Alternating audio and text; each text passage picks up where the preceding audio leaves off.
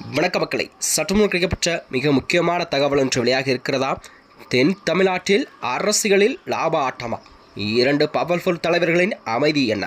பின்னணியில் இதுதான் காரணமா? வாங்க வீடியோவை முழுமாக்கலாம். அதாவது தமிழகத்தில் வரக்கூடிய இந்த 2026 சட்டமன்ற தேர்தல் நெருங்கக்கூடிய சூழல்தான் தமிழக அரசியலில் அதற்கான வேலைகளை அனைத்து கட்சிகளும் தொடங்கிவிட்டதா? இந்த முறை தமிழகத்திலே கண்டிப்பாக 4 முறை போட்டி நிலவக்கூடிய சூழல் தான் உருவாகி இருக்கிறது. அதாவது தேர்தல் சூடுபிடிக்கும் அதிகரிக்கும் நேரம்தான். ஆனால் தென் மாவட்டங்களில் நடப்பது வேறு கதையாக இருப்பதாக அரசியல் விமர்சனங்கள்லாம் தங்களுடைய கருத்துக்களை தெரிவித்திருக்கிறார்கள். கூட்டணிக்குள் எழுந்திருக்கும் இந்த அமைதியான அதிருப்தி என்பது இறுதியில் பெரிய தாக்கத்தை கொடுக்குமா என்ற கேள்விதான் எழுந்திருக்கிறது. தமிழக இந்த சட்டமன்ற தேர்தல் நெருங்கி வரும் நிலையில்தான் தென் மாவட்டங்களில் அரசியல் சூழல் ஒரு எதிர்பாராத மாற்றங்களை சந்தித்து வருகிறது. குறிப்பாக சொல்லப்போனால் அதிமுக பாஜகவுடன் கூட்டியுள்ள இந்த உள்கட்டமைப்பு பிரச்சனைகள் தற்போது வெளிப்படையாகவே பேசப்பட்டு நிலைக்கு வந்திருக்கிறது. இதனால்தான் அந்த கூட்டணியில் போட்டியிடும் வேட்பாளர்களின் கவலையில் உள்ளதாக கூறப்படுகிறதா? இந்த பிரச்சனையில் முதல் காரணம் பார்க்கப்படும் தலைமையை மாற்றம்தான்.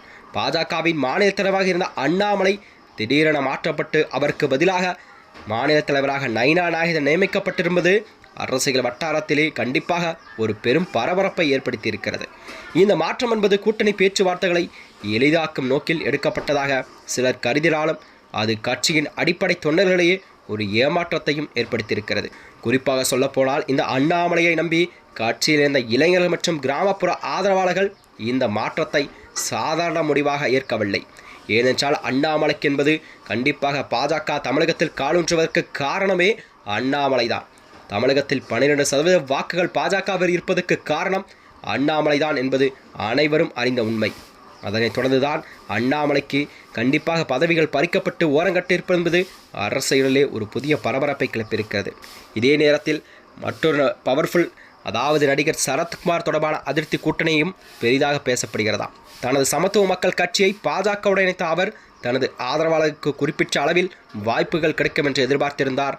ஆனால் வேட்பாளர் பட்டியல் வெளியான போது அவரது ஆதரவாளர்களுக்கு போதுமான இடமெல்லாம் வழங்கப்படவில்லை என்ற குற்றச்சாட்டும் சரத்குமாரிடம் எழுந்திருக்கிறது. இதனால்தான் சரத்குமாரும் இணைந்த செயல்பட தொண்டர்கள் நாங்கள் புறக்கணிக்கப்பட்டதாக வெளிப்படையாகவே பேச ஆரம்பித்துவிட்டார்கள். தலைவரே தனது ஆதரவாளருக்கு வாய்ப்பளிப்பு உறுதியை செய்ய முடியாத நிலை ஏற்பட்டுள்ளதாக அவர்கள் குற்றம் சாட்டியிருக்கிறார்கள். இதனைத் தொடர்ந்தான் இந்த இரண்டு பிரிவுகளும் அதிருப்தி ஒன்றாக சேரும் பொழுது அது கண்டிப்பாக தென் மாவட்டங்களில் கூட்டணிகளுக்கு வாக்கு வங்கியை பாதிக்கக்கூடிய சூழல்தான் கண்டிப்பாக வருகின்ற சட்டமன்ற தேர்தலில் ஏற்படும் என்பதை எதிர்பார்க்கப்படுகிறதா? இந்த அண்ணாமலையின் ஆதரவாளர்களும் சரத்குமார் ஆதரவாளர்களும் ஒரே நேரத்தில் உற்சாகம் குறைந்தால் அது தாக்கம் என்பது நேரடியாக வேட்பாளர்களின் வெற்றியை கண்டிப்பாக பாதிக்கக்கூடும் சூழல்தான் உருவாகி இருக்கிறதா?